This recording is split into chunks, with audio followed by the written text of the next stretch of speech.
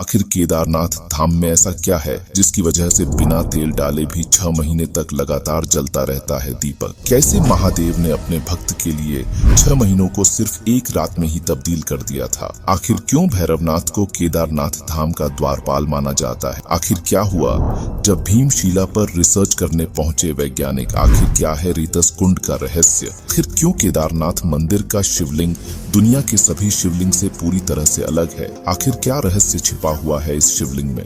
आखिर इस शिवलिंग का नेपाल की पशुपतिनाथ मंदिर की शिवलिंग से क्या संबंध है? क्या हुआ जब एक साधु दीपक के रहस्य को जानने के लिए चुपके से मंदिर के अंदर घुस गया? आखिर क्यों और किसने करवाया था केदारनाथ मंदिर का निर्माण? आज की इस वीडियो में हम आपको बाबा केदारनाथ के 15 ऐसे अनसुने रहस्यमय चमत्कारों के बारे में बताने जा रहे हैं, जिनके बारे में जानने के बाद आप भी एक बार जरूर बाबा केदारनाथ के दर्शन करने के लिए जाना चाहेंगे।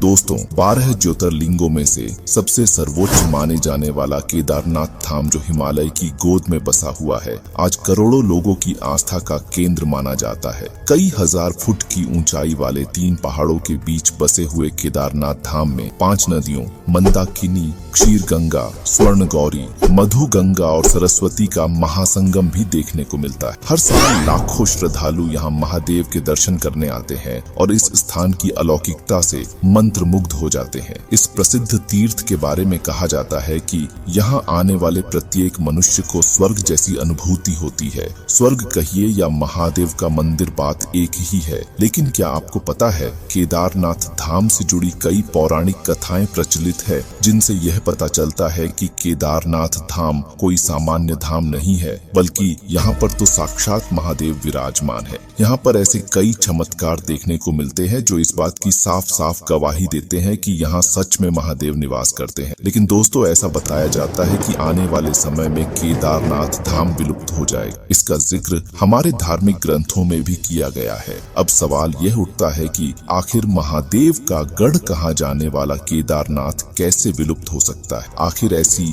कौन सी घटना घटित होने वाली है जिसके चलते केदारनाथ धाम हमेशा हमेशा के लिए धरती से विलुप्त हो जाएगा? इन सभी के बारे में आज हम आपको इस वीडियो में बताने जा रहे हैं। साथ ही इस मंदिर के कई ऐसे रहस्य हैं जिनके बारे में शायद ही कोई जानता होगा, उनसे भी आज हम आपको रूबरू करवाने वाले हैं। इसलिए दोस्तों, ये वीडियो काफी इंटरेस्टिंग होने वाली है। अगर आप एक सच्चे सनातन प्रेमी हैं तो एक बार इस वीडियो को अंत तक जरूर देखना। आज की इस वीडियो में हम आपको बाबा केदारनाथ के कुछ ऐसे चमत्कार और रहस्यों के बारे में बताने जा रहे हैं, जिनको जानने के बाद आप बाबा केदारनाथ के चमत्कार को नमस्कार करने के लिए मजबूर हो जाएंगे। तो चलिए बिना देरी किए हुए करते हैं वीडियो की शुरुआत और एक एक करके जानते हैं केदारनाथ धाम से जुड़े हुए रहस्यों के बारे में।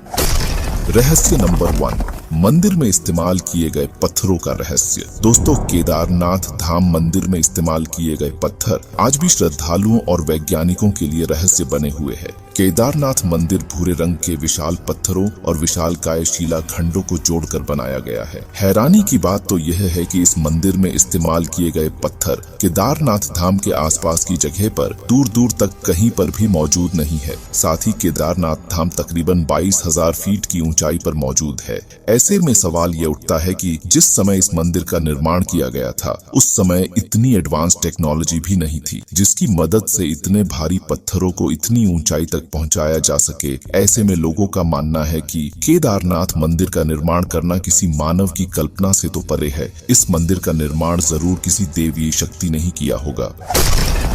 नंबर 2, 400 सालों तक बर्फ के नीचे दबा रहा था यह मंदिर। केदारनाथ मंदिर उत्तराखंड की हिमालय श्रृंखला में स्थित है और इसने अपने लंबे इतिहास में कई प्राकृतिक आपदाओं को देखा है। ऐसी ही एक घटना लगभग 4 शताब्दी पहले हिमयुग में हुई थी, जब केदारनाथ मंदिर लगभग 400 वर्षों तक बर्फ के नीचे दबा हुआ था।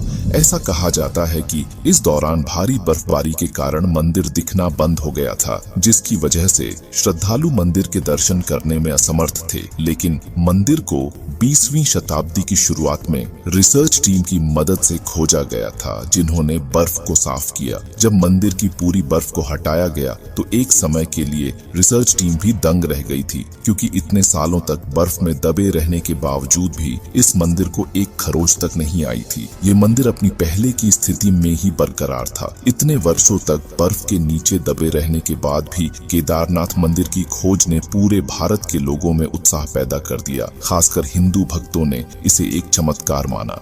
नंबर 3, भीम शिलाखंड का रहस्य। मंदाकिनी नदी के किनारे बसे केदारनाथ मंदिर का 2013 में आई प्रलय के बाद बचना किसी चमत्कार से कम नहीं है। इस विनाश में सब कुछ खत्म हो गया था।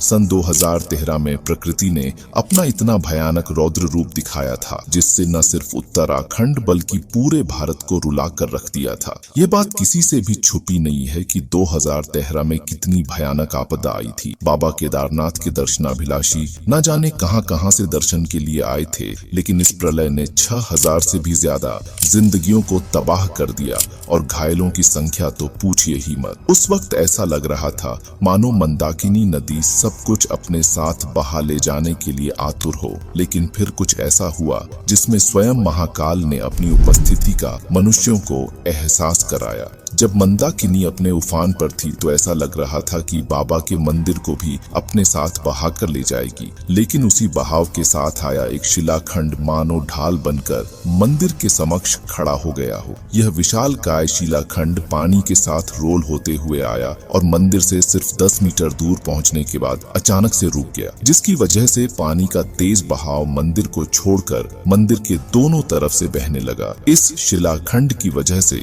मंदिर का बाल तक बांका ना हो सका। उस समय मंदिर में मौजूद सभी लोगों ने यह मान लिया था कि उनका बचना अब संभव नहीं है, लेकिन इस शिलाखंड की वजह से 500 से भी ज्यादा लोगों की जान बच गई थी। अब इसे चमत्कार कहें या संयोग, परंतु आस्था रखने वालों के लिए यह महाकाल की लीला ही तो है। पानी के साथ बहकर आई इस शिला का नाम भीम शिला रखा गया है। केदारनाथ आने वाले भक्त इस शिला की भी पूजा और अर्चना करते हैं। यह शिला मंदिर के परिक्रमा मार्ग के बिल्कुल पीछे है। जब वैज्ञानिक इस भीम शिला पर रिसर्च करने के लिए निकले तो उन्होंने आधुनिक यंत्रों द्वारा इस भीम शिला को हिलाने की बहुत कोशिश की, लेकिन वैज्ञानिक इस भीम शिला को टस से मस्तक नहीं कर पाए। इस शिला पर रिसर्च करने के बाद यह पता चला कि यह विशालकाय शिला लगभग 5000 साल से भी अधिक पुरानी है। अब बहुत से लोग ये बोलेंगे कि जिस तरह से इस भीमशिला के चमत्कार की वजह से 500 लोगों की जान बच गई, उसी तरह से महादेव ने अन्य और लोगों की भी जान को क्यों नहीं बचाया। तो इसका जवाब यह है कि लोग बाबा के दर्शन करने कम और घूमने फिरने और अपने मनोरंजन के लिए ज्यादा आते हैं। उनके मन में भक्ति कम और इंस्टाग्राम पर रील बनाने की इच्छा ज्यादा होती है। ये बात किसी से छिपी नहीं है कि केदारनाथ एक धार्मिक स्थल है, न कि टूरिस्ट प्लेस। आपने देखा होगा कि यहाँ पर कुछ लोग किस तरह से पैसे कमाने के लिए वीडियो बनाकर सोशल मीडिया पर डालते हैं। यहाँ पर वह लोग भी अपनी झूठी भक्ति दिखाने के लिए आते हैं जो दिन रात सोशल मीडिया पर मुर्गा और बकरे चबाते रहते हैं।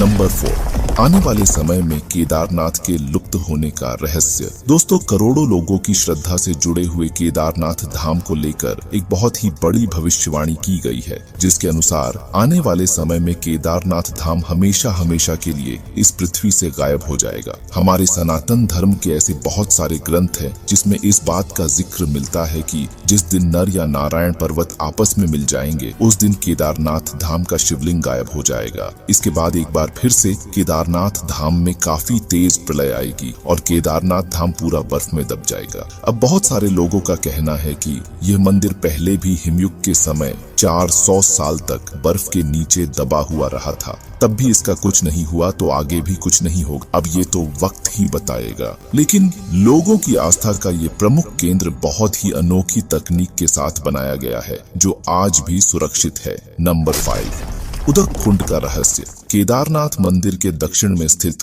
उदक कुंड का अत्यधिक आध्यात्मिक महत्व माना जाता है। भक्तों का कहना है कि जो कोई भी उदक कुंड का पवित्र जल पिएगा वह हमेशा के लिए जन्म और मृत्यु के चक्र से मुक्त हो जाएगा। माना जाता है कि इस जल में शुद्धिकरण की क्षमता होती है। शिव पुराण के केदार खंड के अनुसार उदक कुंड का जल 5 महासागरों का मिश्रण है। दोस्तों, आपकी जानकारी के लिए बता दें कि 2013 से पहले केदारनाथ धाम में 5 कुंड हुआ करते थे, लेकिन 2013 के बाद 3 कुंड गायब हो गए हैं, केवल उदक कुंड और रेतस कुंड को छोड़कर। वैज्ञानिक आज भी बचे हुए 3 कुंडों को नहीं खोज पाए हैं। नंबर 6, रेतस कुंड का रहस्य। केदारनाथ मंदिर से करीब 500 मीटर की दूरी पर सरस्वती नदी के तट पर रेतस कुंड स्थित है। ये कुंड बड़ा ही रहस्यमयी है। ऐसा केदार खंड में लिखा गया है कि यहाँ ओम नमः शिवाय का जप करने पर पानी में से बुलबुले उठते हैं। वहीं ऐसा भी कहा जाता है कि इस कुंड के जल के पीने से मनुष्य शिवरूप हो जाता है। ये कुंड 2013 की प्रलय में लुप्त हो गया था, इसे हाल ही में खोजा गया है। ये कुंड बड़ा ही चमत्कारी है। इस कुंड के पास आकर ओम नमः शिवाय बोलने पर यह कुंड बुलबुले छोड़ता है। खास बात यह है कि यह कुंड सिर्फ ओम नमः शिवाय का जाप करने पर ही बुलबुले छोड़ता है। आप जरा यह वीडियो क्लिप देखिए। नहीं बोलने पे नहीं आएगा ना, कुछ बोलने। ओम नमः शिवाय, ओम नमः शिवाय, हर हर शंभो।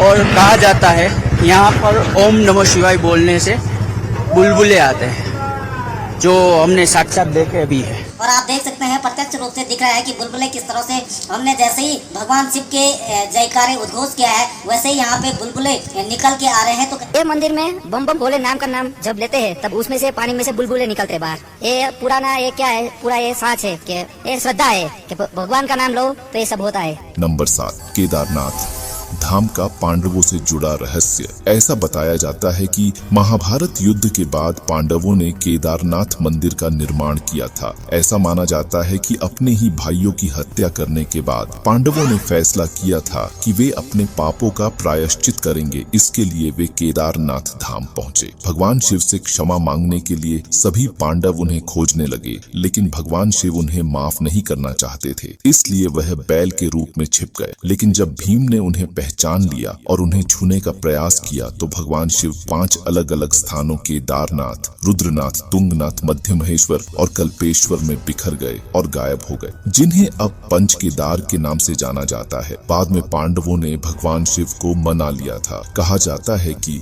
केदारनाथ मंदिर का निर्माण पांडवों ने ही करवाया था। नंबर 8, भैरवनाथ करते हैं केदारनाथ की रक्षा। दोस्तों, भैरवनाथ को केदारनाथ के रक्षक देवता के रूप में जाना जाता है। पौराणिक कथा के अनुसार भैरवनाथ एक राक्षस हुआ करते थे जिसने भैंसे के रूप में भगवान शिव पर हमला किया था, लेकिन जब वह शिव शंभू का कुछ नहीं बिगाड़ पाए तो उन्हें अपनी गलती का एहसास हुआ और उन्होंने भगवान शिव से क्षमा मांगी। बदले में भगवान शिव ने उन्हें क्षेत्र पालक की उपाधि दी, जिसका अर्थ है पवित्र भूमि का रक्षक। इसलिए भैरवनाथ को भक्तों द्वारा केदारनाथ मंदिर के संरक्षक के रूप में पूजा जाता है। हर साल सर्दियों के मौसम में जब भारी बर्फबारी के कारण मंदिर बंद हो जाता है तो भैरवनाथ की मूर्ति को उखीमठ गांव ले जाया जाता है, जहां पर यह मूर्ति मई तक रहती है। जब केदारनाथ तीर्थ यात्रियों के लिए फिर से खुल जाता है तो इस मूर्ति को फिर से पहले वाले स्थान पर स्थापित कर दिया जाता है। स्थानीय लोग बताते हैं कि सन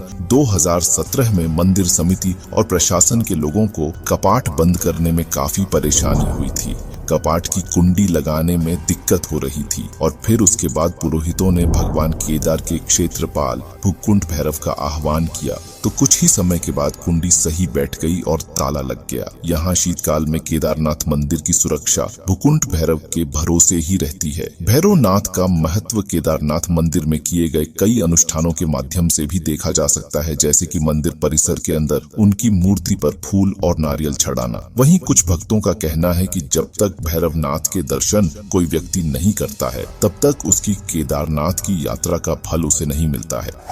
नंबर 9, 6 महीने के लिए बंद होता है केदारनाथ धाम। दोस्तों, केदारनाथ धाम हिंदुओं की सबसे बड़ी आस्था का केंद्र माना जाता है। इसके बावजूद भी केदारनाथ धाम को 6 महीने के लिए ही खोला जाता है और 6 महीने यह बंद रहता है। केदारनाथ मंदिर के कपाट बंद होने के बाद बाबा केदारनाथ की पंचमुखी डोली ऊखीमठ के ओंकारेश्वर मंदिर तक बड़े ही धूमधाम के साथ निकाली जाती है। इस दौरान भक्तगण बाबा केदारनाथ के अगले 6 महीनों तक ऊखीमठ के ओंकारेश्वर मंदिर में दर्शन कर सकते हैं। भाई दूज वाले दिन ही केदारनाथ धाम के कपाट बंद कर दिए जाते हैं। अब आप लोग सोच रहे होंगे कि आखिर भाई दूज के दिन ही क्यों कपाट बंद होते हैं। तो दोस्तों, इसके पीछे 2 कारण बताए जाते हैं। सबसे पहला कारण बताया जाता है कि महाभारत युद्ध के बाद पांडव अपनी पत्नी द्रौपदी के साथ हिमालय पहुंचे, जहां उन्होंने भगवान शिव के मंदिर का निर्माण किया। इसके बाद उन्होंने यहीं पर अपने पितरों का तर्पण किया था। इसके बाद ही उन्हें स्वर्ग की प्राप्ति हुई। कहते हैं कि जिस दिन पांडवों ने अपने पूर्वजों का तर्पण किया था वो भाई दूज का ही दिन था, इसलिए तब से इसी दिन केदारनाथ के कपाट बंद होने लगे। वही इसके पीछे का दूसरा कारण ये बताया जाता है कि भाई दूज के दिन से ही शीतकाल का आरंभ होता है। इस दौरान हिमालय क्षेत्र में रहना बहुत मुश्किल होता है। ऐसे में भक्तों को किसी भी तरह की परेशानी ना हो, इसलिए जब तक शीतकाल रहता है तब तक मंदिर के कपाट बंद कर दिए जाते हैं। नंबर 10, जलते हुए दिए का रहस्य। जब केदारनाथ मंदिर के कपाट बंद किए जाते हैं, उससे पहले पुजारी विग्रह और दंडी को नीचे ले जाते हैं। इसके बाद मंदिर परिसर की सफाई करके वहां एक दीपक जला देते हैं। हैरानी की बात यह है कि मंदिर 6 महीने बंद रहने के बावजूद इसके दोबारा खोलने पर भी दिया वैसे ही जलता हुआ दिखाई देता है। मंदिर में एक छोटा सा दिया पूरे 6 महीने तक लगातार कैसे जलता रहता है, इस बात को लेकर सभी हैरान है, लेकिन सब लोग इसे साक्षात महादेव का चमत्कार ही मानते हैं। नंबर 11, क्या हुआ जब एक साधु 6 महीने के लिए केदारनाथ मंदिर के अंदर बंद हो गया। एक बार एक साधु केदारनाथ मंदिर के 6 महीने तक दीपक के जलने के रहस्य को जानने के लिए चुपके से खाने के लिए कुछ फलों के साथ मंदिर के अंदर ही रह जाता है। इसके बाद मंदिर के द्वार बंद हो जाते हैं। साधु भगवान से बोलता है, क्षमा करें भगवान, मैं रहस्य जानना चाहता हूँ। दिन बीतते हैं और फिर फल खत्म हो जाते हैं। साधु भूख से बहुत परेशान होने लगता। साधु अपने साथ लाए गए फलों से केवल 4 दिनों तक ही अच्छे से गुजारा कर पाता है, लेकिन इसके बाद फल खत्म हो जाते हैं। अब साधु के पास खाने के लिए कुछ भी नहीं बचा था और अब वह भूख के मारे तड़पने लगा था। निराश होकर साधु कहता है, हे प्रभु, क्या मैं अब यहीं पर मर जाऊंगा? थक हार कर फिर साधु की नींद लग जाती है, लेकिन जब साधु उठा तो उसे कुछ ऐसा दिखा जिसे देखकर उसके होश उड़ गए। उसने देखा कि उसके आसपास ताजे फल बिखरे पड़े, दीपक भी जल रहा है और तेल से भरा हुआ है। इसके बाद साधु की ऐसी नींद लगती है कि वह 6 महीने बाद ही खुलती है।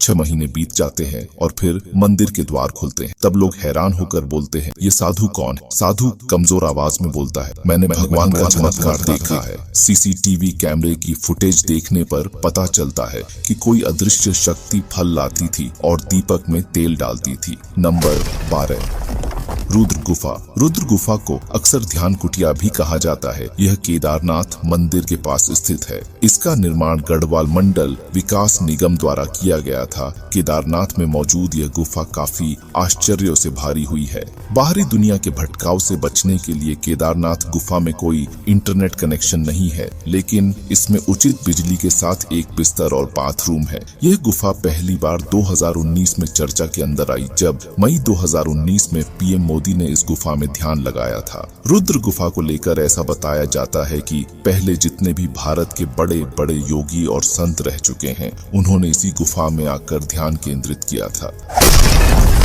नंबर 13, 6 महीनों का एक रात में तब्दील होने का रहस्य। दोस्तों, जैसा कि हमने आपको बताया था, केदारनाथ धाम 6 महीने खुला रहता है और 6 महीने इसके कपाट बंद कर दिए जाते हैं। लेकिन एक बार महादेव का बहुत ही बड़ा भक्त उस समय केदारनाथ धाम पहुंच जाता है जब मंदिर के कपाट बंद होते हैं। पंडित जी को उसने बताया वह बहुत दूर से महीनों की यात्रा करके आया है। पुजारी से उसने प्रार्थना की, कृपा करके इस दरवाजे को खोलकर प्रभु के दर्शन करवा दीजिए। लेकिन वहाँ का तो नियम है, एक बार पट बंद हो गए तो फिर वह अपने निश्चित समय पर ही खुलते हैं। पुजारी ने साफ साफ भक्त को मना कर दिया कि वह कपाट नहीं खोलेगी। उससे कहा कि वह 6 महीने बाद ही दर्शन करने के लिए आए। ये कहकर पंडित जी तो वहाँ से चले जाते हैं, लेकिन वह भक्त वहीं पर बैठकर रोने लगता है और मन ही मन भोलेनाथ से प्रार्थना करता है कि एक बार उनके दर्शन हो जाए। ऐसे ही रोते रोते पूरा दिन बीत जाता है और जब रात होती है तो उसे काफी तेज भूख भी लग जाती है।